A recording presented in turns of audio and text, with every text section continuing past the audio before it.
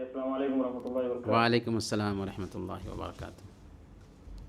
شیخ میرا سوال یہ ہے کہ ایک بندہ کیا اس طرح کی نیت کر سکتا ہے کہ وہ اپنے گھر سے پیدل مکہ اور حج کے لیے جائے؟ جیسے عام طور پہ بھی عام چل رہا ہے، ایک بندہ جو ہے انڈیا سے جو ہے نا حج کرنے کے لیے جی شہاب نام، جی آپ کا سوال سمجھ میں آ اس چکا بارے میں ہے۔ آپ کیا؟ دیکھیں اسلام جو ہے نا، اسلام ہم کو نیچرلی دین لگتا ہے، نیچر سے لگتا ہوا دین۔ اسی لیے آپ اسلام میں یہ نہیں دیکھیں گے کہ خوب سے خوب دھارمک بننے کے لیے اپنے آپ کو تھکانا ہے۔ آپ کو ایک واقعہ میں آپ سناتا ہوں، اس سے آپ کو سمجھ میں آ جائے گا کہ اسلام ایک انسان کو کیسا تیار کرتا ہے۔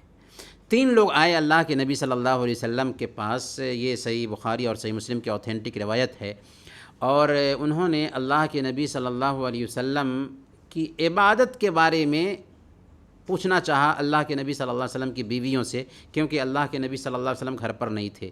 تو اللہ کے نبی صلی اللہ علیہ وسلم کی بیویوں نے اللہ کے نبی صلی اللہ علیہ وسلم کی عبادت کے بارے میں بتایا، تو انہوں نے سمجھا کہ کأنہم تقالوها، یعنی اللہ کے نبی صلی اللہ علیہ وسلم کوئی خاص عبادت نہیں کرتے ہیں۔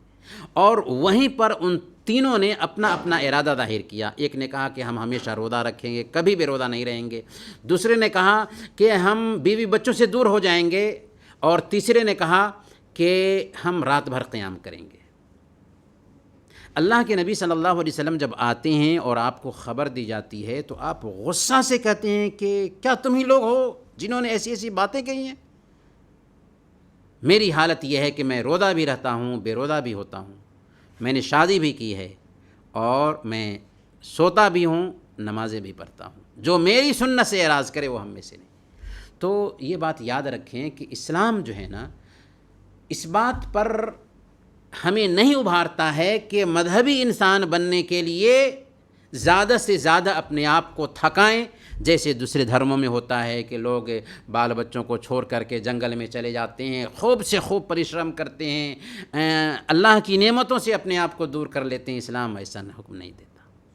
اسی لیے اگر کہیں پر کوئی سہولت پائی جاتی ہے نا ہمارے دین میں، تو اسلام ہمیں حکم دیتا ہے کہ اس سہولت کو اختیار کر کے اللہ کی عبادت کرو۔ اور آج کی سہولت میں سے ایک سواری کی سہولت ہے۔ پہلے زمانے میں سواری کی سہولت محدود پیمانے پر تھی، آج فلائٹ کا انتظام ہے، ٹرین کا انتظام ہے۔ تو آج کے زمانے میں اگر کوئی آدمی اس سہولت کو چھوڑ کر کے اپنے آپ کو پریشانی میں ڈالتا ہے تو اللہ تعالیٰ اس کو ثواب نہیں دے گا۔ اور اللہ کے نبی صلی اللہ علیہ وسلم کے زمانے میں بھی ایسے کچھ قصے ہوئے۔ ایک عورت نے پیدل حج کرنے کی نذر مانی تھی کہ پیدل حج کرنے کے لیے جائے گی، اللہ کے نبی صلی اللہ علیہ وسلم نے اس کو حکم دیا کہ نہیں، سوار ہو کر کے حج کرے۔ ایک آدمی نے نذر مانا تھا کہ وہ پیدل چلے گا، اور اپنے 2 بیٹوں کے درمیان سہارے سے جا رہا تھا۔ اللہ کے نبی صلی اللہ علیہ وسلم نے کہا ان اللہ عن تعذیب ھذا نفسہ لغنی، اللہ تعالیٰ اس بات سے بے پرواہ ہے کہ یہ بندہ اپنے آپ کو تکلیف دے، اور اسے حکم دیا کہ وہ سوار ہو کر کے جائے۔ تو کہنے کا مطلب یہ ہے کہ اسلام نیچر سے لگتا ہوا مذہب ہے، دوسرے دھرموں کی جیسے اسلام ایک انسان کو تھکانے پر بل نہیں دیتا۔ اس لیے اس طرح کے جو کام مسلمانوں کے بیچ ہوتے ہیں، یہ دین کی صحیح جانکاری نہ رکھنے کی وجہ سے ہوتے ہیں۔ اسلام ہمیں حکم دیتا ہے کہ ہم دنیا کی جو نعمتیں ہیں ان سے فائدہ اٹھاتے ہوئے ہم مذہبی انسان بنیں۔ اسی لیے اگر ایک آدمی ہے جو سواری پر سوار ہو کر کے عبادت کے لیے جاتا ہے اور چست رہتا ہے، یہ بہتر ہے اس انسان سے جو پیدل چل کے جاتا ہے اور سست بن جاتا ہے، کیونکہ اللہ رب العالمین چستی دیکھنا چاہتا ہے عبادت میں۔ اللہ کے نبی صلی اللہ علیہ وسلم مدینہ سے مکہ حج کے لیے آئے تھے تو سواری پر سوار ہو کر کے آئے تھے۔ کس کا اسوہ ہے ہمارے سامنے؟ اللہ کے نبی صلی اللہ علیہ وسلم کا اسوہ ہے۔ اللہ کے نبی صلی اللہ علیہ وسلم بھی پیدل آ سکتے تھے نا، لیکن نہیں آئے۔ حالانکہ مدینہ اور مکہ کے بیچ کی دوری کوئی زیادہ نہیں ہے۔ اللہ کے نبی صلی اللہ علیہ وسلم ابھی ہجرت کا سفر کرتے ہیں تو سواری کے ساتھ کرتے ہیں نا، دیکھا آپ نے۔